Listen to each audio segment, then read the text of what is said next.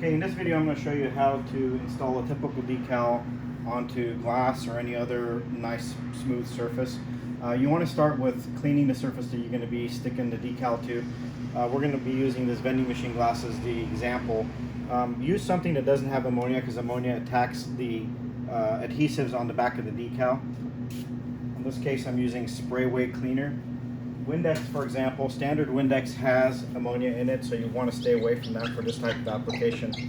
Clean it, make sure it's dry, lint free. The next step, we're going to be removing the decal from the backing. So there's three layers here. There's a paper backing, the decal, which is sandwiched between the upper layer, which is called a transfer sheet. This transfer sheet may be a vinyl or maybe a paper type. In this case, it happens to be a paper type, and it's just all based on what application. The best way to remove the decal is to remove it upside down. I want to show you why that is. First, I'm going to remove it the way that's not recommended, which is just pulling straight up. And if you just start to pull the decal, in most cases it'll come up. But if you notice, some of the decal is wanting to stick. Now, if you have to use this method, what you would do is go back and rub that section down. But if you simply turn the decal over and learn to remove decals by keeping the decal flat and then slowly peeling away the paper in a sharp angle, what you'll find is that it comes off nice and easy, much better way to actually remove the decal. Once you have the decal, position it anywhere you want. Of course, you don't want to touch it until you're ready, because this is pretty aggressive adhesive.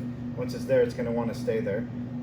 Okay, and then once it's about where you want it, start from the middle and kind of push out with your fingers to make sure that there's no air bubbles getting caught. And then once you've got the air bubbles out, or once you've got it kind of tacked down, you want to burnish it or push it down a little harder. Now, I use a credit card or a squeegee or anything that you may have available that's like this. But the key thing here is you want to pull as you push down on this decal. The reason is if you push, the decal is actually like a little bump right here. You can catch that bump and then tear this up, curl it up, and ruin the decal. So always just remember, the technique is pull, and you want to pull in different directions. Make sure it's nice and tight against there. You can push pretty hard if you're using this pulling technique. If you do this, you're going to have a problem though, so stay away from that. Okay, now that's down pretty good. And then the last step is to remove the transfer sheet, this upper cover. Start with an edge. I find that it's easiest to start from one of the corners instead of just a straight top or side or something. And you want to pull back slowly, go slow, and pull it very flat as far as you can, close to the edge that the surface that it's stuck to, and keep pulling. And in this case, it's working really well. But for some reason, if you had a case, let's say you had it was popping up or staying onto the paper or lifting up, what you do is you'd go back and with your finger push down that area, make sure that you get that section nice and tacked down, and then go back again and just continue on. And you just keep doing this, and don't worry too much if you get any air bubbles. I'm not getting any air bubbles here, and the reason you don't want to worry about it is because vinyl is fairly open cell, so what happens is that the air will over time escape, so small air bubbles are not a problem. And there you have it.